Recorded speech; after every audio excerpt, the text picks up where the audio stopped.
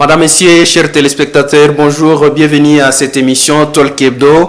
Talk Hebdo, une émission d'analyse de l'actualité sociopolitique en République démocratique du Congo, coproduction des deux médias universitaires, Moto TV pour l'UAC et la voix de l'UCG pour,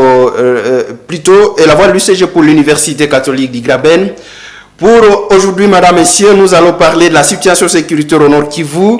Vous le savez, les FARDC ont mené des frappes aériennes contre les rebelles du M23 dans les territoires de Rutshuru au nord de Goma. Et entre-temps, au grand nord de la province, les rebelles EDF multiplient les attaques sur l'axe Butembo au Béni. Entre-temps, le chef de l'État congolais, Félix-Antoine Tshisekedi, a appelé dans un discours la jeunesse congolaise à s'organiser en groupe de vigilance pour faire face à l'agression rwandaise. Alors, l'M23 sera-t-il vaincu par les armes alors qu'il y a une bataille ou un front aussi diplomatique dans lequel la RDC est engagée? Pourquoi l'EDF continue à étendre son réseau d'influence en dépit des opérations conjointes menées à Béni, des opérations conjointes menées par deux armées, l'armée congolaise et les UPDF? Quelle lecture faire de l'appel du chef de l'État à la jeunesse à s'organiser en groupe de vigilance? Voilà les principales questions au centre de cette émission. Et pour en parler, je reçois sur ce plateau Maître Sekera Kasereka Kiva Souvamo. Bonjour. Bonjour, monsieur le journaliste. Vous êtes acteur politique et cadre d'IRCDKML. Monsieur Maître Kouletata, bonjour. Bonjour, monsieur le journaliste. Voilà, vous êtes activiste et chercheur sur les questions socio-sécuritaire dans la région de Grand Lac. Nous serons également avec Nikez Kibelebele Oka, il est journaliste et écrivain congolais, auteur de plusieurs publications sur l'EDF et son expansion à l'est de la République démocratique du Congo. Il sera au téléphone à partir de Goma, il va nous rejoindre au cours de cette émission. Vous avez la possibilité d'interagir dans cette émission à partir du numéro affiché sur votre écran. Bienvenue à tous dans ce débat.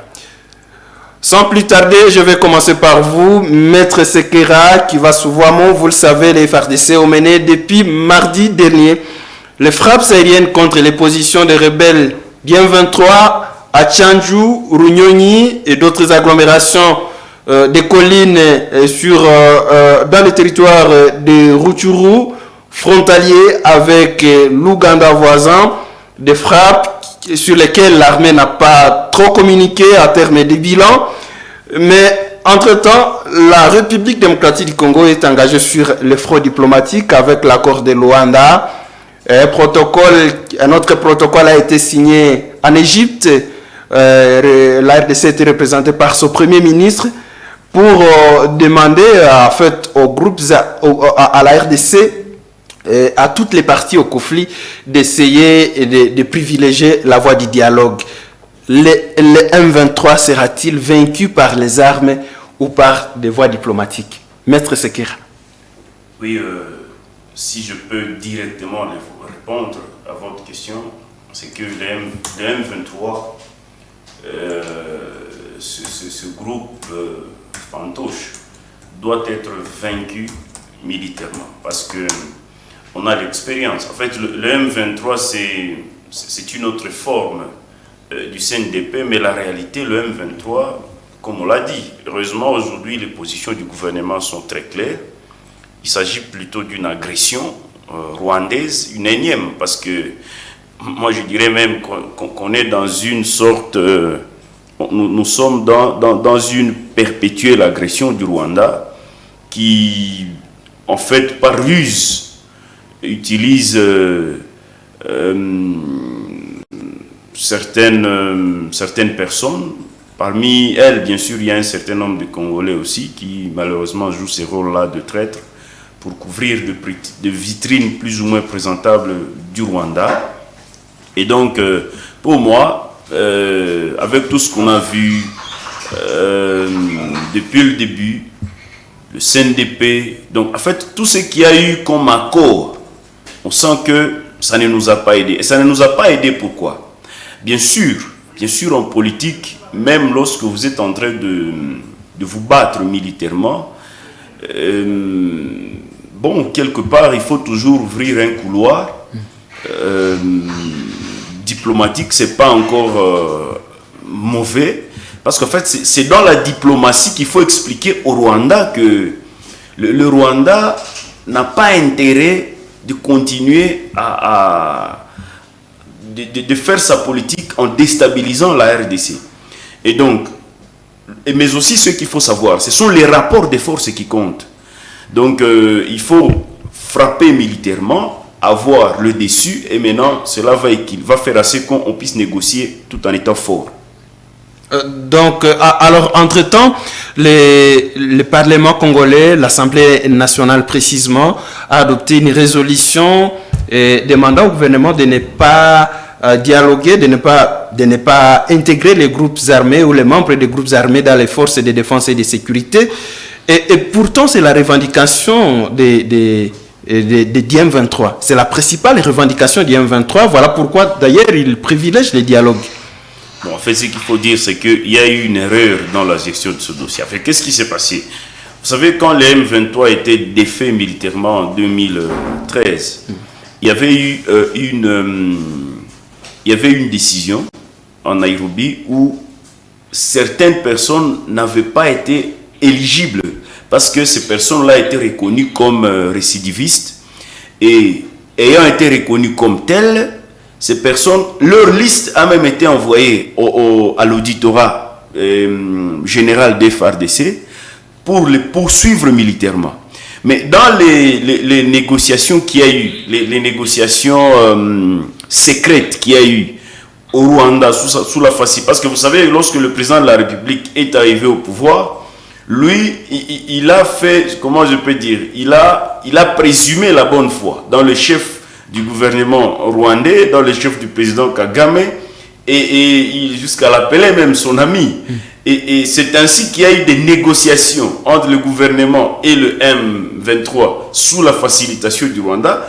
Et c'est là où, en fait, ce qui était déjà interdit, toutes ces personnes, parce que parmi eux, il y a aussi Sultani Makenga qui était sur la liste, il leur a été promis effectivement de réintégrer l'armée, réintégrer, je ne sais pas moi, avoir des postes politiques. Ça, c'est dans les négociations secrètes qui ont eu lieu, je crois bien, en 2019. Et malheureusement, un peu après, je crois que le président de la République a vu que ce n'était pas possible. Et c'est ainsi que, pour faire pression, le Rwanda a encore une fois utilisé le M23 pour qu'on revienne dans le cercle vicieux en fait, des infiltrations. Parce que quand il y a souvent intégration au sein des forces armées, ce sont des infiltrés rwandais qu'on fait entrer au sein de notre armée pour contribuer à fragiliser notre système de défense et faire tout ce qui se fait aujourd'hui. Alors, très brièvement, maître, quelle voie faut-il privilégier entre les frappes et les dialogues? Non, la voie diplomatique. Il faut privilégier le frappe parce que l'expérience nous a prouvé, l'histoire nous a prouvé que ces gens-là ne comprennent que le langage des armes. Tant que ces gens croiront qu'ils ont une supériorité de force, ils chercheront toujours à nous déstabiliser. Parce qu'en fait, la réalité, c'est quoi? La politique actuelle du Rwanda, c'est de déstabiliser, de fragiliser au maximum l'État congolais pour contribuer à piller les ressources. En fait, le Rwanda vit du vol, de l'extorsion des biens de l'État congolais. Merci. Le Rwanda n'a pas besoin d'un État congolais fort. C'est pour ça qu'on a dans ces cycles-là, infiltration, traître, pour continuer à déstabiliser notre système de défense. Je crois qu'on en parlera avec cette histoire de Banyabusha, cette histoire de massacre. Le Rwanda y est aussi certainement. Merci beaucoup, maître. Nikes Kibelebele, Oka, bonjour. Vous êtes en ligne au téléphone depuis Goma. Bonjour.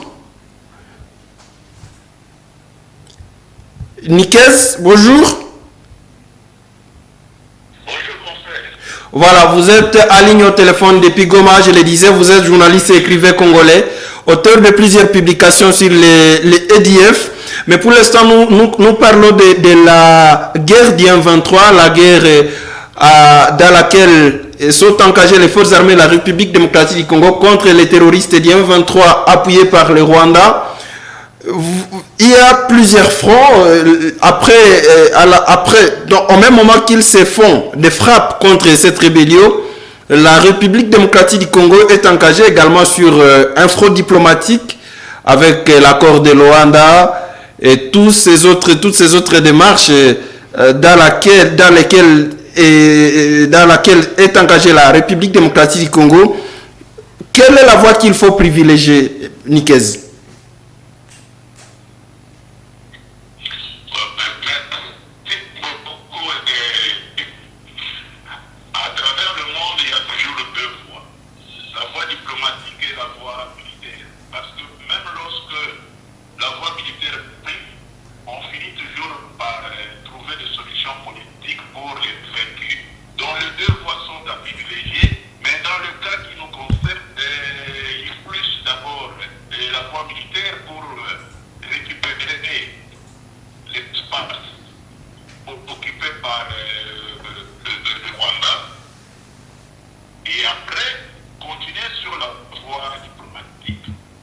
Alors, quelle attitude... Si on ne privilégie que la voie diplomatique, nous n'allons pas nous en sortir, surtout que... Oui, nous vous écoutons très bien, Nikez.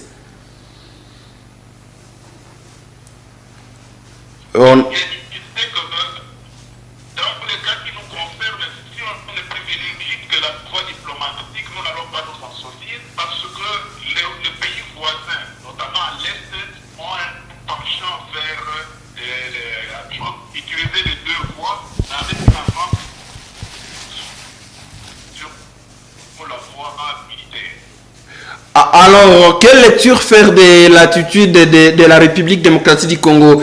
Est-ce que l'attitude des autorités de la RDC est de nature à aller sur cette voie-là?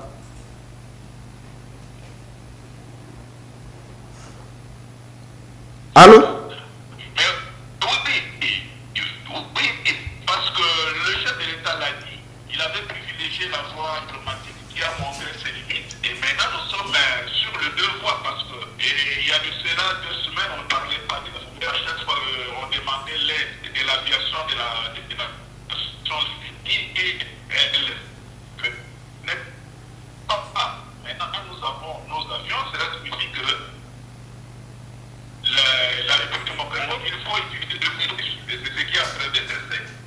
Alors, entre-temps, après les frappes du mardi, il s'observe une accalmie sur les lignes de front.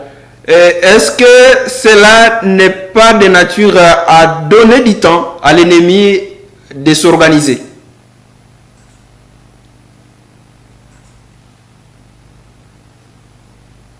On a des...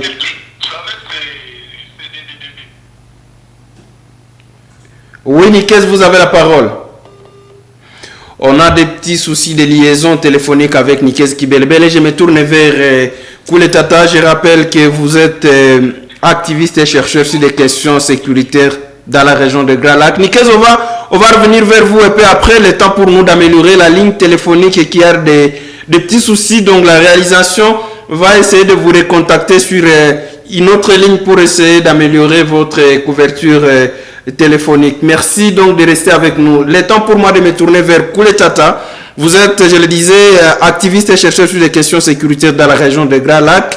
Et quel est votre commentaire par rapport à l'option envisagée aujourd'hui par la République démocratique du Congo dans la guerre contre l'M23? Je peux dire que l'attitude ou la position prise aujourd'hui par le gouvernement congolais vis-à-vis du M23, c'est une attitude à saluer. Et parce que,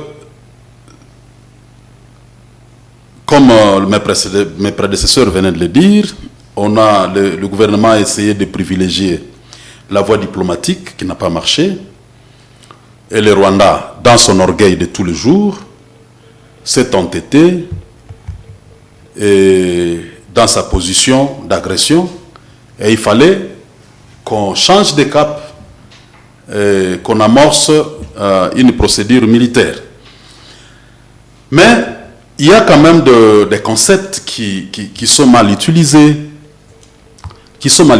Parce qu'à chaque fois que nous parlons du M23, nous parlons comme si c'était une rébellion lorsque nous évoquons le concept rébellion, cela renvoie à l'idée d'une partie de la population nationale qui s'insurge contre le pouvoir établi. Comment faut-il qualifier ça? Ce n'est pas le cas. Parce que lorsque les gens d'IM23 se présentent eux-mêmes, d'abord, ils se disent être revendicateurs du respect des accords. Ces accords-là, c'est avec qui? Les accords ont été signés avec qui? Les accords ont été signés avec le CNDP. Le CNDP a cessé d'exister comme branche militaire. Le CNDP s'est mué en parti politique. Le CNDP a intégré les institutions de la République. La logique de la démocratie.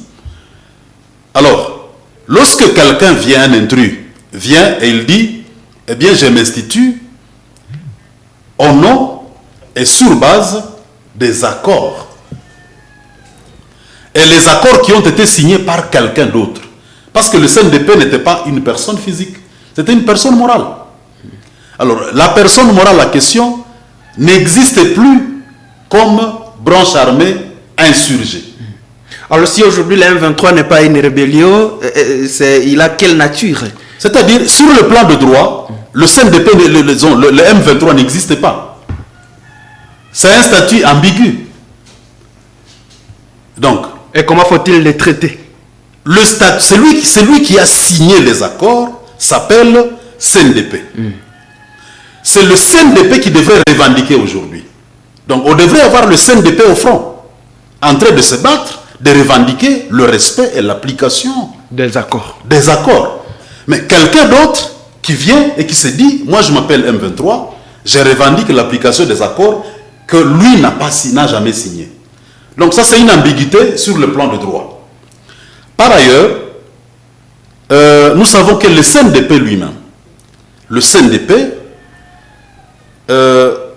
était animé par des Rwandais. Notamment parmi les grands de ce mouvement-là, nous avons Bosco Taganda. Lui-même a dit, il a décliné son identité. Il a dit non, écoutez, je me faisais passer pour un Congolais, mais en réalité, je suis un Rwandais. Ça, c'était devant la CPI. Il était le numéro 2. Lorsque nous allons du côté de Kundabatware, qui peut se dire Congolais, mais Kundabatware a commencé sa formation dans l'armée rwandaise.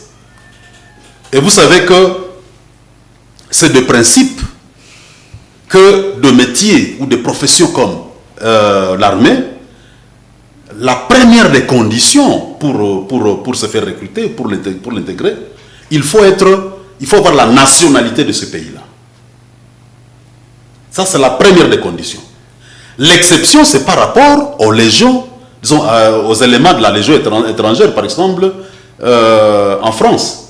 Bon, les États-Unis aussi, parfois, a eu à recourir aux immigrés, dire, écoutez, nous sommes, par exemple, nous ne voulons pas que nos enfants meurent en Irak ou ailleurs, nous vous donnons le privilège, si vous voulez avoir la nationalité, acceptez d'aller combattre, mais vous n'aurez pas le même statut que les natifs américains qui se sont fait recruter. Et donc, dans les cas d'espèce, à partir du moment où le Rwanda a accepté que ces gens-là entrent dans son armée et qu'ils évoluent jusqu'au grade supérieur, et que le lendemain, on les retrouve au Congo, à la tête d'un machin qu'on appelle le CNDP, d'abord le CNDP, ça montre directement qu'il s'agit d'un groupe armé étranger, mais opérant sur le sol congolais. Peu importe qu'on ait créé le groupe au Congo, parce qu'on ne peut pas dire que c'est un groupe de droit congolais, étant donné qu'il n'y a pas un agrément ou une autorisation légale autorisant ces groupes-là d'exister. Donc c'est notamment un groupe de fait. Mais à partir du moment où ce sont les étrangers qui constituent le groupe et qui servent essentiellement les intérêts de l'étranger, dans la logique d'espionnage, d'agression et de troubles de l'ordre public dans un autre pays, eh bien on ne peut pas parler de rébellion.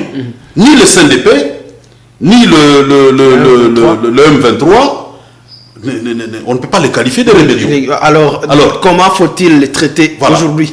Ce sont des mercenaires du Rwanda, tout simplement. Avec lesquels on ne peut pas... Avant d'approfondir le débat, il ne faut pas aller par les quatre chemins. S'il faut négocier avec quelqu'un, même la diplomatie que le chef de l'État a menée, il fallait négocier avec leur mandataire.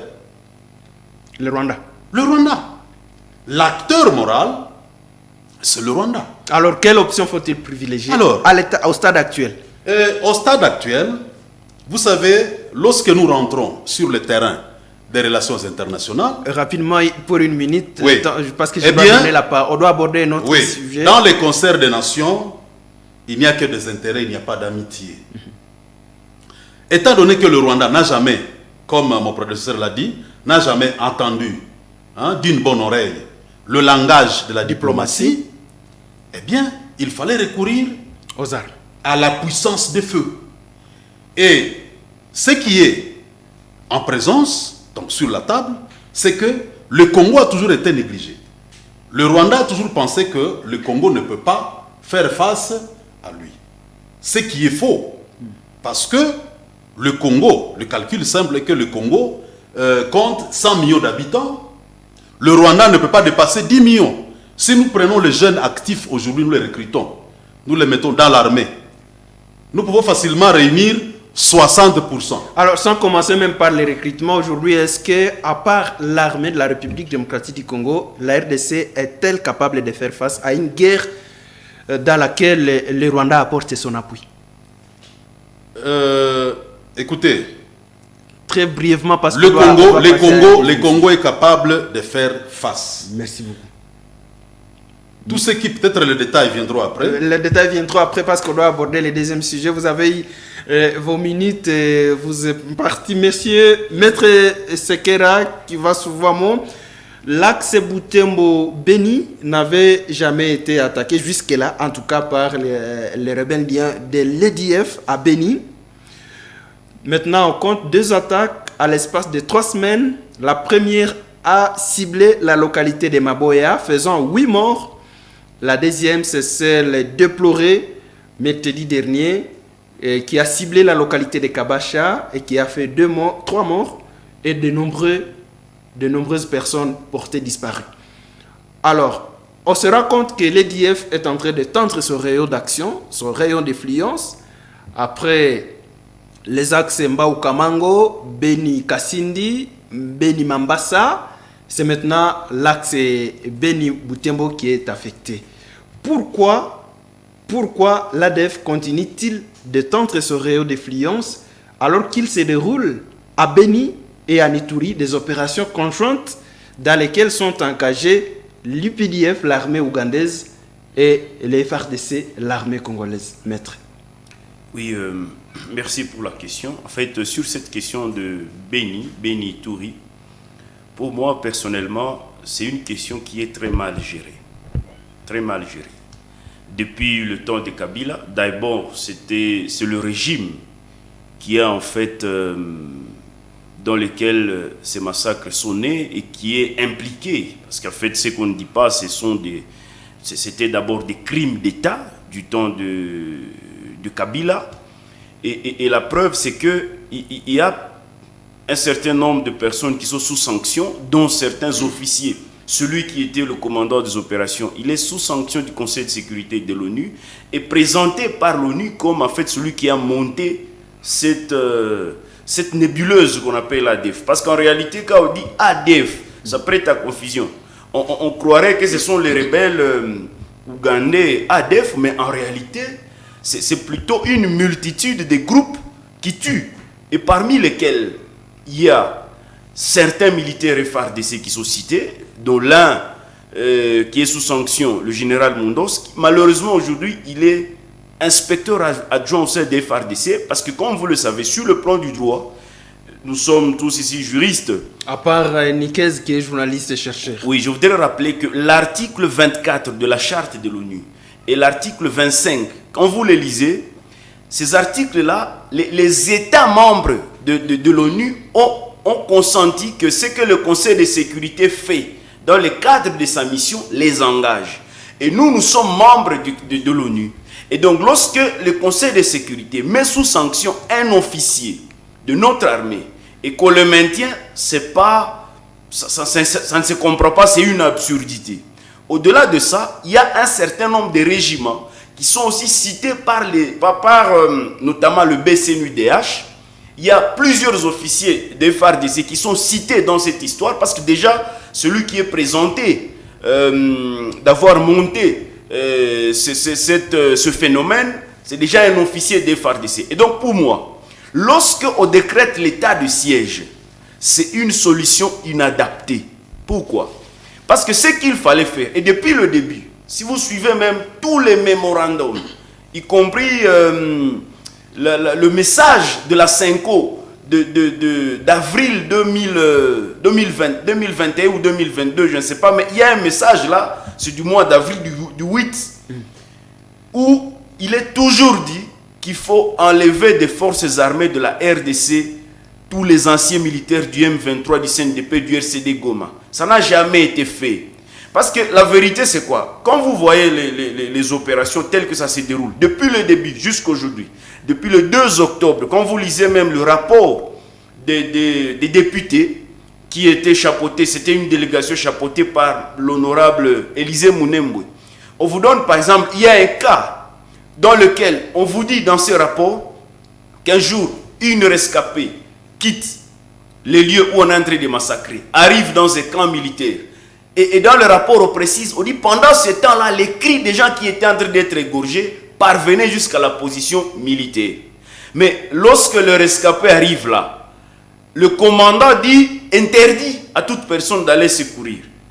Et même dans ce rapport, il est dit les gens sont toujours tués non loin des positions des FARDC ou de la MONUSCO sans intervention. Même quand vous voyez les massacres d'ici, d'abord voyez un peu toutes ces attaques contre les prisons. On laisse faire. Je me rappelle la prison de Beni, où les assaillants ont même eu le temps d'aller chercher un groupe électrogène dans la ville pour venir tirer la porte. Vous comprenez que on laisse faire. Ici, récemment, à Maboya, ils ont opéré, c'était de minuit 20, pratiquement à 4h, 5h. À Kabacha, avant-hier, c'était la même chose. À Butembo, ici, le 10 août, lorsqu'ils sont venus, ils opèrent comme si l'armée n'était pas là. Et donc, pour moi, le vrai problème, c'est que on est en train d'apporter des solutions qui sont inadaptées. Parce que le vrai problème, c'est dans notre système de défense. Les délinquants ou les criminels, il y en aura toujours. Alors, mais ce qu'il faut construire, c'est la capacité à faire face à ces gens. Et c'est sur ça que on ne travaille pas, qu'il n'y a pas d'effort. Parce qu'il y a même, par exemple, des détournements. J'ai lu récemment, pour terminer ce tour, dans le rapport d'août 2021 des députés nationaux, ils ont constaté que 68% des fonds alloués à l'état de siège étaient détournés et consommés à Kinshasa dans les états-majors. Et comment voulez-vous qu'on trouve une solution? Dans ce même rapport-là, on cite les populations-là, soi-disant Banyaboucha. Parce qu'en réalité, l'enjeu ici, c'est un génocide où on est en train de tuer en majorité une communauté nande qui résiste au plan, aux velléités de balkanisation pour installer ces Rwandais que le gouverneur avait qualifié, le gouverneur Julien avait qualifié d'inconnus. Et donc voilà un peu le problème. Il y a des solutions inadaptées. Le problème est dans le système de défense. Il faut enlever tous les traîtres, les infiltrés qui sont dans l'armée pour arriver à gagner ce combat. Merci beaucoup, maître. On va revenir à vous un peu plus tard. Après avoir donné la parole à Nikez Kibelebele, de nouveau en ligne. Vous êtes en ligne, n'est-ce pas? Voilà, vous êtes en ligne. Alors, vous êtes spécialiste de la région de Grand Lac, auteur de plusieurs publications sur l'EDF. L'EDF qui est en train d'étendre son rayon d'influence en se rapprochant de plus en plus de la ville de Butembo. Il y a eu une attaque d'ailleurs contre la prison de Kakwangura il y a quelques mois. Pourquoi effectivement cela se passe de cette manière alors qu'il y a des opérations qui se mènent dans la région? Merci beaucoup. Il faut éviter les amalgames. Le SDF qui vous a classiquement en tête, c'est un groupe de bruit. Et ils utilisent la guerre asymétrique. Et dans la guerre asymétrique, il y a trois thèmes. L'ennemi choisi les temps. Donc, il n'informe pas, il évite les corps à corps. C'est normal qu'il puisse avoir des affrontements non loin des tueries, non loin des camps militaires, de la MONUSCO, tout ce que vous voulez. Et regardez ce qui s'est passé en Afghanistan. Les Américains se sont retirés. Pourquoi? Alors qu'ils n'avaient pas terminé le terrorisme. Donc ça, c'est une parenthèse. Pour revenir à votre question, il y a le front et la mutualisation avec le gouvernement. L'ennemi étant sa zone d'influence, il quitte le lieu qui est, entre guillemets, naturel pour lui. Parce que lorsqu'il est dans la forêt, il se sent, il vit là-bas. Aujourd'hui, avec il a deux la puissance des feux de bombardement. Le deuxième ennemi, c'est la famine, la faim. Il se déplace. Mais n'oubliez pas que le M15 a coalisé avec des groupes d'armées locaux. Et dans les alliances contre nature, il y a souvent des règlements de comptes aussi. Donc, ce qui se passe, je ne dis pas que c'est ça la vérité, nous pouvons présager que ce qui s'est passé à Maboya, ce qui s'est passé à Kabasha peut être une descente punitive. D'abord pour les alliés groupe Maï Maï, mais aussi pour montrer à la population qu'ils sont forts malgré la mutualisation des forces. Parce que le terrorisme se base sur la terreur, sur la guerre psychologique. Mais lorsque nous prenons ce qui s'est passé en Congoura, vous savez que il y a toujours une confusion lorsqu'on attaque. On ne sait pas qui est qui dans l'attaque. On voit des maïmains, on voit des jeunes gens, on voit des adeptes. Et comme nous ne sommes pas en tenue militaire ou en tenue de prier, ça crée la confusion. Je voudrais revenir sur ce que le co-débatteur a dit récemment. Il est, pour un Congolais, il est anormal, il est même décevant qu'un Congolais puisse croire aux Nations Unies s'il oublie que tout ce que nous vivons ici, les malheurs qui frappent la RDC, est en partie dû au système des Nations Unies. S'il oublie que le Rwanda est soutenu par les États-Unis et la Grande-Bretagne, et que ce sont les mêmes qui prennent des sanctions contre l'armée, alors c'est malheureux. Parce que, quelle que soit la puissance de feu du Rwanda, le Rwanda n'a pas d'argent pour acheter les armes. Le Rwanda est financé par l'Ouganda, l'armée rwandaise et l'armée ougandaise reçoivent des fonds et ils ont le rôle de déstabiliser. Donc, si quelqu'un fait une analyse en oubliant cela, il est complètement hors de la plaque. Donc, la guerre qui est chez nous ici, c'est une guerre qui date depuis le Lumumba, parce qu'effectivement, l'idée d'une balkanisation de notre pays, de donner de l'espace, des zones, comme on appelle, des zones utiles. On a commencé avec les caoutchoucs, on est arrivé avec le cuivre et le cobalt.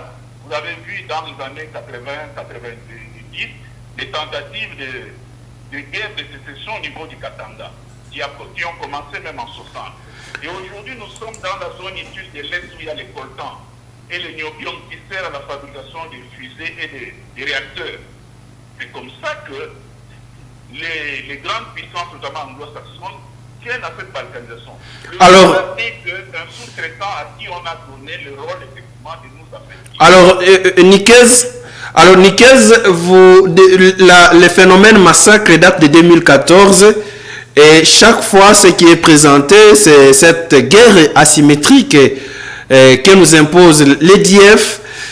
Vous parlez de s'émouvoir, que l'EDF serait en train de dégarnir ou de quitter les zones où elle est réputée être positionnée pour se diriger vers d'autres zones, les cas de Maboya et Kabasha. Mais pourquoi depuis tout ce temps, l'armée n'adapte pas effectivement sa stratégie à cette guerre-là? Mais je vous ai cité le cas de l'armée américaine, je viens de vous citer, je peux citer le cas de l'armée française. Les armées ont été conçues comme des armées conventionnelles. Et au-dessus de qui on met les droits de l'homme. Comment voulez-vous que notre armée puisse gagner lorsque on a mis le bureau conjoint des droits de l'homme à côté? Lorsque la MONUSCO refuse de frapper les rebelles parce qu'ils ne sont pas en tenue civile, parce qu'ils ne sont pas en tenue militaire. Donc c'est tout un problème. Nous sommes dans un changement, dans la mondialisation, où le monopole de la force échappe au pays, disons, aux États modernes.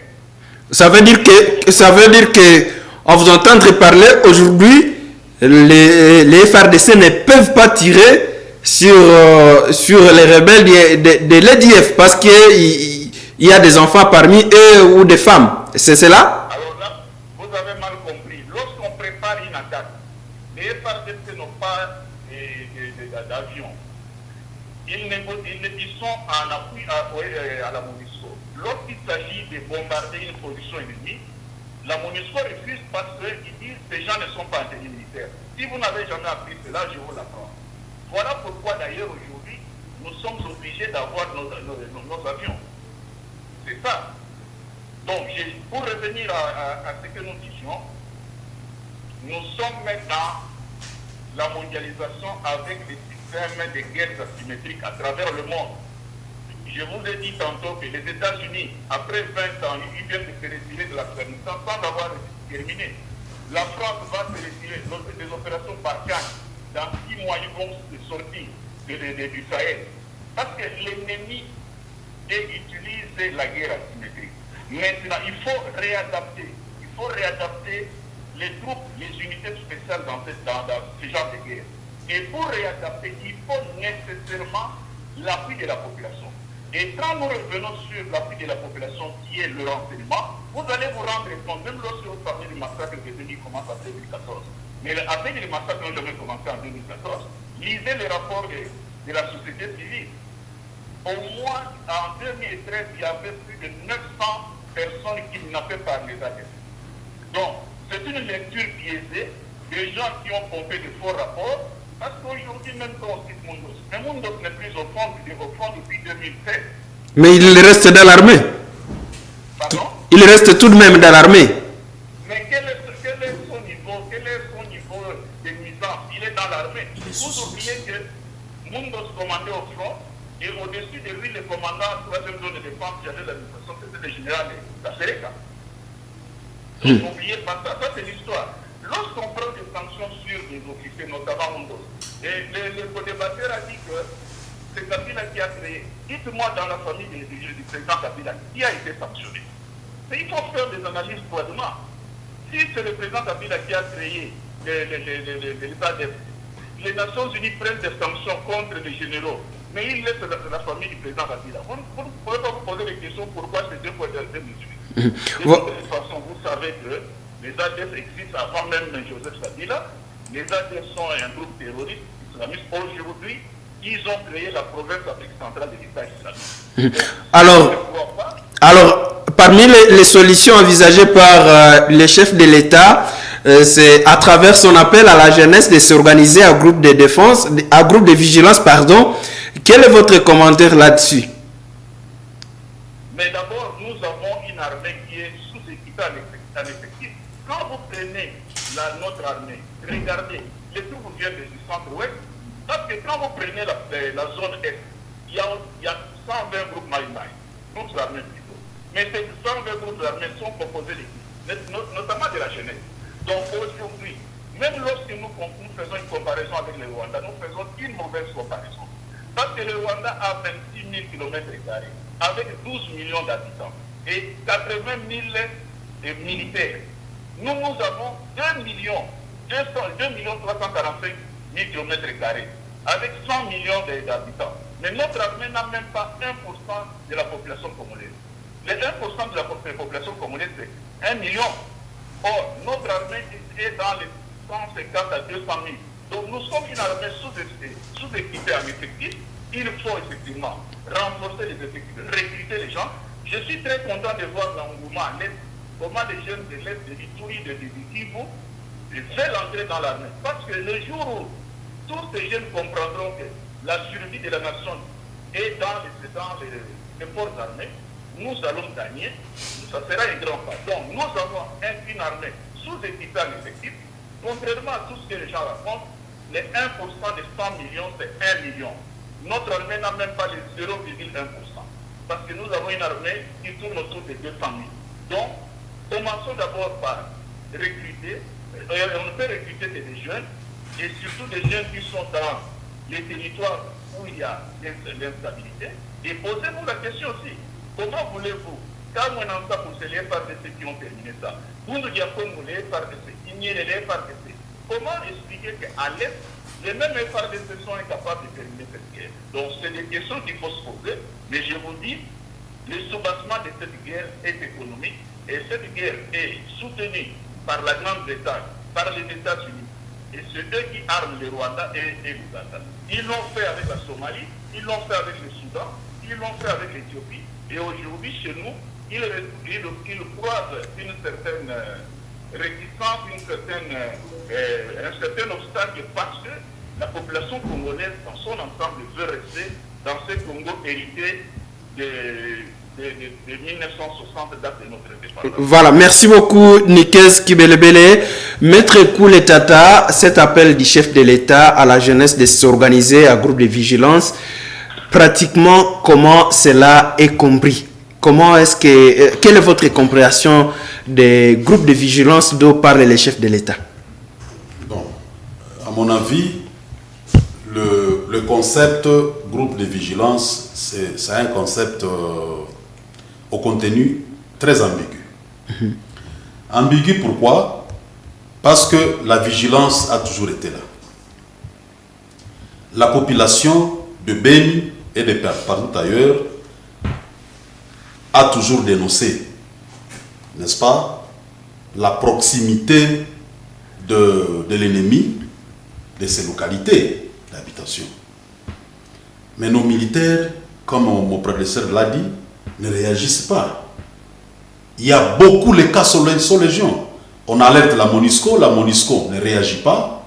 On alerte les commandants, les différents commandants de différentes unités sur terrain, ils ne réagissent pas, alors qu'ils ont été déployés et affectés à ces lieux-là, avec comme mission protéger la population qui est là et neutraliser l'ennemi. Donc moi je crois que la problématique, n'est-ce pas, de la neutralisation de l'ennemi, de la réhabilitation ou le rétablissement de la paix, n'a pas pour solution, pour réponse, la vigilance. Non. Ça, c'est une mauvaise lecture de la situation. La vigilance au niveau de la population, elle est là. Apprenons tout simplement le cas de Butembo, la ville de Butembo. La ville de Butembo est une ville pilote, modèle et exemplaire en matière de participation de la population à la gouvernance sécuritaire. À la gouvernance sécuritaire. Parce que si nous pouvons compter les bandits et même les rebelles, les mauvais gens, qui ont été arrêtés au niveau de Butembo, je crois qu'à plus de 60%, ce sont les jeunes qui attrapent ces gens-là. Les jeunes organisés, quand bien même de fête, tels que le Lucha, le Veranda Muchanga et les autres. Et dès qu'ils arrêtent ces gens-là, ils les remettent entre les mains des structures de sécurité. C'est pour dire que la vigilance est là. Elle a toujours été là. Peut-être qu'il fallait la renforcer. Ce dont on a besoin maintenant, ce n'est pas la vigilance. Instaurer le système de vigilance. La vigilance est toujours là. Il fallait peut-être l'organiser. Ce dont nous avons besoin, c'est la mise en œuvre de l'article 63 de la Constitution de 2006, tel que révisé en 2011, qui dispose que tout citoyen congolais a le droit et le devoir sacré de défendre sa patrie en cas de menace extérieure. Donc, lorsqu'on parle de tout citoyen congolais, et qu'à présent, nous avons un problème sérieux. Le problème que nous avons toujours décrié, et personne ne voulait nous écouter, mais que Dieu aidant, le chef de l'État lui-même a été obligé de dénoncer. Lorsqu'il est arrivé à Beni, lui-même disait, ces gens me trompent. On me dit qu'il y a 21 000 militaires à Beni. Mais je trouve qu'on peut difficilement atteindre 10 000 ou 11 000. Alors, ces démagouilles comme ça, ce sont des magouilles tendant à favoriser l'ennemi sur le front. On envoie des munitions, des armes, de la nourriture et tout le nécessaire pour 11 000 militaires, pour 21 000 militaires, et voilà que nous n'avons que 10 000 ou 11 000. La MONUSCO, la même chose. On tue les gens sous les nez de la MONUSCO. Plusieurs fois, ce cas-là est arrivé. Des militaires attrapés, non militaires à nous, un militaire qu'on attrape la main dans les sacs, on ne dit pas que toute l'armée est pourrie. Il y a des patriotes, des vrais patriotes au sein de l'armée, mais il y a aussi des enquilles, hein? Il y a des serpents, des scorpions au sein, n'est-ce pas, de l'armée. Quand on attrape un, on a fait une histoire à gérer en solo et cela pose problème. Donc, moi je crois que le problème serait plutôt de mettre en application cet article-là et comment la mettre en œuvre. L'article 63 de la Constitution, n'est-ce pas? C'est en procédant à deux opérations. La première opération serait, n'est-ce pas, de faire la toilette de l'armée. Faire la toilette de l'armée. Et la deuxième serait de recruter, demander aux jeunes de s'enrôler, pas dans l'armée classique. Parce que si nous demandons que les gens viennent dans l'armée classique, beaucoup de gens auront des réserves. Des réserves pourquoi? Parce que nous avons une armée, ce n'est un secret pour personne, une armée mal entretenue, n'est-ce pas? En termes de prise en charge. En termes de prise en charge. Une armée où quand quelqu'un est en bonne santé, on a besoin de lui, quand il est blessé, c'est comme si les autorités l'oubliaient.